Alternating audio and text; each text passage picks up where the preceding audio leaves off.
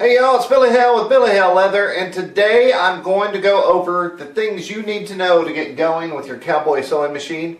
I was just on the phone with Ryan Neal yesterday, and I said, Ryan, I think I'm going to do a video that just talks about everything that I needed to know to actually sew something. And he said, great, Jim, I'm curious to see what those facts are. I wish I knew myself. And so we actually talked about some key things that you might need to know to work the machine, do it right, and not ruin a piece after you've got to a certain point where you need to sew it. And so let's just do that. We're going to start in. I'm going to give you all my top list of things you should always ask yourself before you start sewing, and then some other tips as we go. All right. Okay, so first let's talk about how I got going. So first I started sewing little pieces of scrap leather, and then I took this old belt and I started just freehanding some stitching, and I thought, wow, that actually looks pretty pro. So that got me excited. This is just kind of a teaser that will make you want to sew a little bit more, although I'm sure you really want to sew if you're watching this video. Here's a holster I made. I double stitched it here using the machine, and the beauty is, of course, is that it's so much faster, so much less time involved, and your stitches are nice and clean and straight. So I got this machine. I'm going to yell at my wife here. Angela, how long ago do you think I got this thing? 2 weeks ago? Yeah. I got this thing 2 weeks ago, and I have a full-time job, so it's not like I'm at the machine every day. But in the evenings, I have been over here. I'll make something and then come over here and sew it up like that holster. I've made a couple of those since then. And then this is kind of the pinnacle of my 2 weeks. I thought, man, if I can stitch like that, maybe instead of tooling, I could do some stitching. So here's a holster. It's lined. I learned this is my first one that I lined because sewing a lined holster is a lot of work, but not with the Cowboy 3200. And so the beauty is the stitches are all nice and straight. And of course, there are always things to learn as you go along. This was about as thick, I think, as this machine could take. This is two 9-ounce pieces of leather with a 4-ounce in between. So I was pretty much at the max, but she did it no problem. So let's get to the reason we're here. Number one thing that you always, the first thing you want to check right here is your forward and reverse. That's forward, that's reverse. Before you hit the go button, make sure this thing is going the right direction, because the very last thing you want to do is poke a hole in something you've been working on, tooling on, in a place that you don't want a hole. And if it's in reverse and not in forward, that thing's going to back up and poke a hole one space back from where you think. So that's the first thing I want you to check. The second thing I want you to check is this thing right here. This raises and lowers your foot. Up, down, up, down. When you start moving around or when you get out of a piece of work, you're going to push this up and then you'll pull your leather out. But if you start sewing with this up, it will not work and you will be janked. So don't do that. If you're ready to go, if you're going in the right direction, you've got that needle going the right way, make sure this is down. I do this all the time. It's not okay. Now, if you do start sewing up and you haven't done anything terrible, you can stop sewing and snip your threads and get out of the piece and start over again. So these are the two things I want you to know. Now, I'm going to refer to our list. Okay, this is the most important thing I'm going to tell you. Let's say you have a piece, this is not a good example. Let's say you have a piece in here and you're sewing and something goes wrong. The machine stops sewing. Obviously, something is askew. Stop where you're at. Wait a minute, enjoy the train. Okay. Stop where you're at. Do not force the wheel. That's what everybody wants to do. They want to grab that wheel over here and force it. If you do that, you could slip a cam in this sewing machine and then you're going to be shipping that thing back somewhere so Ryan can fix it. What you want to do is stop, get out your handy sewing scissors, and you want to cut. Don't pull anything out. Don't do anything drastic. Just cut the thread coming off the needle and cut the thread coming off the bobbin. You may have 4 threads coming off the bobbin. But you want to cut them all, remove your piece. And I guess we'll go to this section. This is something Ryan and I talked about. So let's say that you did something and you had a bunch of string and it was gumming up the works. That'll stop the whole machine. That's all it takes. So we're going to go talk about that and go take a look. Okay, so you're sewing along and it won't sew. You don't know what's wrong. You look underneath, there's 4 threads coming out of the bobbin. That's a great sign that something's wrong. If anything doesn't work right, stop. Once again, don't force anything. Cut your thread, remove your piece. At this point, you're probably going to have some thread hanging out of here. The first thing you can try to do is pull it out gently. If it doesn't pull out, don't force it. You've got your end cap right here. You're going to turn it. Then you're going to see some string hanging out possibly. Okay, so, sorry, dog interruption. So, you're going to look around in here, and if there's any string, you're going to lightly try to pull it out. Most of the time, it will come right out, no problem. Sometime, one day, it will get stuck in here, and you'll think, what do I do now? Right here are 2 black screws, and these are screws exactly, they seem to be, like the screws in my Colt single action, heavy duty. There's also springs behind these screws, but one second, I'm going to grab a screwdriver.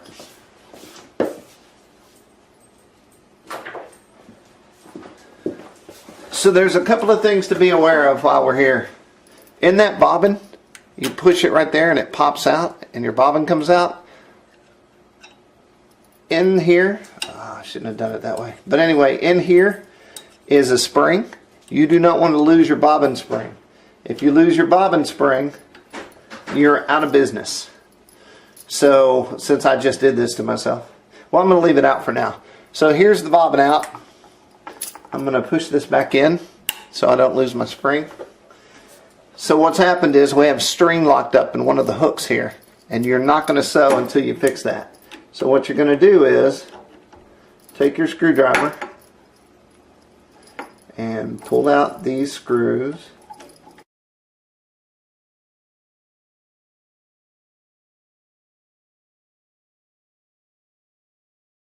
This ring with my hand. Put the other screw over here. And this piece comes off right here. I'm going to make sure I don't drop that. So the thing that we're looking at here is there's a hook. See my finger? I'm pointing at it. This hook comes around and grabs that string every time it rotates, and that's what makes the lock stitch, as far as I know. But this is what's going to get locked up. So there's your hook right there, and here's this piece. If there's a string in there and you can't get it out, it's because it's wedged in here. When you pull this out, you can pull out your string, and then you can put this back in. And I'm going to hold that in and make sure it's totally cool. And then I'm going to put my mounting piece back on. And then I'm going to realize I put that on the right way, yes? No, this is the right way.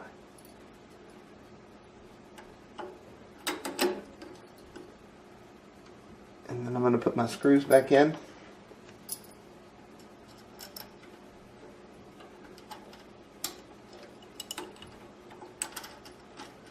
Finding my hole there. And using my screwdriver.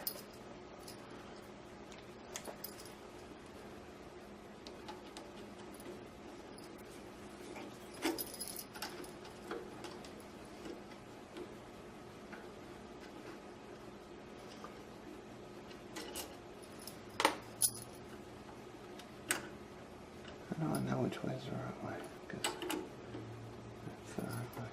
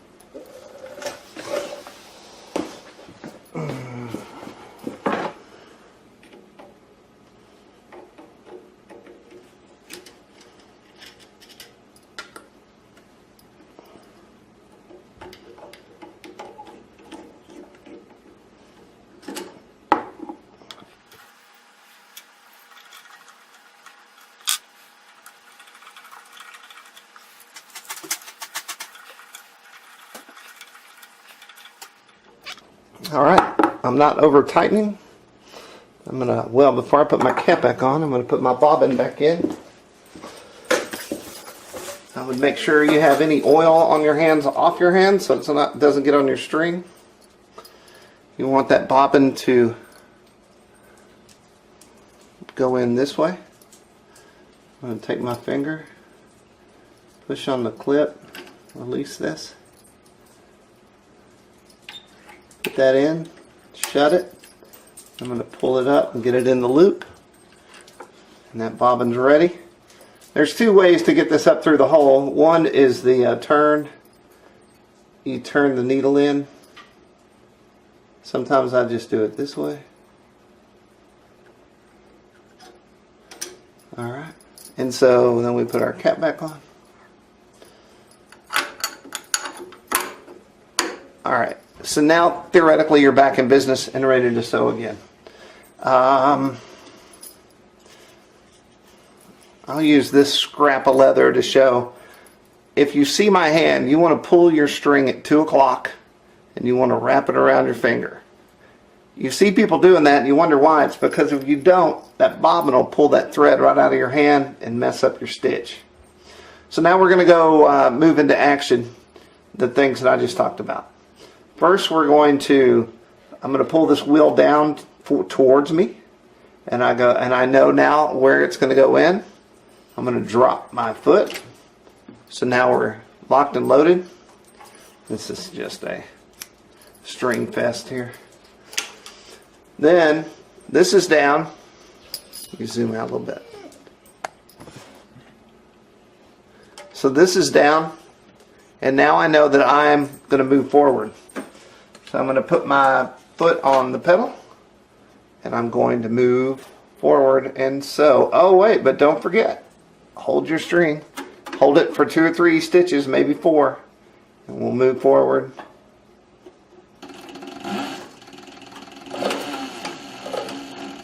So if you want to do a lock stitch, there's a couple of ways to do it. We just went ahead 3. One way, this is the easiest but not the best way, is to put it in reverse and go back 3. 1, 2, 3. The only problem with this is when you go back forward, you've now gone through the same hole 3 times. But that's a big lock. So we're going to do that, and then I'm going to get out of this stitch. So if you're stitching a belt, let's say, and we get to the end of the belt, we're going to get to the back. We're going to get to our last hole, and on the upswing, is this needle starting to go up, we're going to shift into reverse. And we don't need to hold our string anymore, and we're going to go backwards 2 holes. You can go 3 holes back, and that locks it up. Okay, so we're going back. You can go faster than this if you want. Now on the upswing of the needle, we're going to stop. Just using this to pull the foot up, I have found it's better to use the right pedal. So you push the right pedal down and then go up, and that's the best way. Now here's another important tip. Don't just yank this out of your machine. If you do, you can bend the needle. You want to reach up right here and grab your string, and while you're pushing your right foot down, you're going to pull some slack, and then you're going to pull your piece. You can drag the thread out of the bobbin. The bobbin doesn't care. And here's another thing you need to know. When you cut your string, don't cut it as close as you can. Cut some pieces off, and I'll show you why, that are about this long. And then when you look, I don't know if it'll show you, the knot is not in the leather right here. It's out. So you pull the other side, the string right here, and you pull the knot back into the leather. And then you can trim it. I'm going to trim a lot of these so they don't get confusing. So then you have your other 2 strings. I'm going to pull those tight to get the knot in the middle. And then I'm going to trim everything off short. So now you have a stitch. But my question was, and nobody would answer this for me, and it wasn't on the internet, was what about these little tails that are hanging out? What am I going to do? What am I going to do? Some people use lighters. I found that if I use a lighter too long, it will burn the leather, and that's not cool. So I found this thing on the internet. It is the Thread Zap 2. It runs on a AA battery. It has a little on-off switch, and I just take this and it heats up the 2 prongs, and then I melt my nylon thread back in right on top of the hole, and it locks it. So this thread is not going to accidentally pull out now because it's melted in. Being careful not to burn anything. And it looks really good too. So these are my main tips. I'm going to look at my list now and see what Ryan said that I haven't discussed here. So holding the threads at 2 o'clock, always important. Making sure you're going the right direction before you hit the go button. Making sure your foot is down before you hit the go button. Don't force the machine. If something's going wrong, stop. It's happening here. Everything is in the thread. I have had thread accidentally get stuck on a cable or stuck around the bobbin, and that will stop the machine. If the machine's not sewing, it's usually the thread. Nell Graham, come here. Nell Graham is here, the dog. We talked about the spring falling out of the bobbin. And so these are kind of our top tips. A couple of things I did get that I haven't seen anyone use is I purchased these magnetic hooks. These just live on the side of my machine, so my thread scissors are always there. And of course I didn't put it back, so I can't find it. My thread burner, I put it on a hook, so it lives here. And there's, of course, a lot more to know, but I guess that's it. So I'm Billy Hill, and I hope this has helped. This is just a few tips that I needed to know to get started. I wish this video would have been around when I first started sewing. I was really concerned about certain things, and start at the stock settings, and then I'm going to do another video about your servo motor and the different speeds and all that. But I think that's separate from this video. All right. Thanks, y'all. Bye.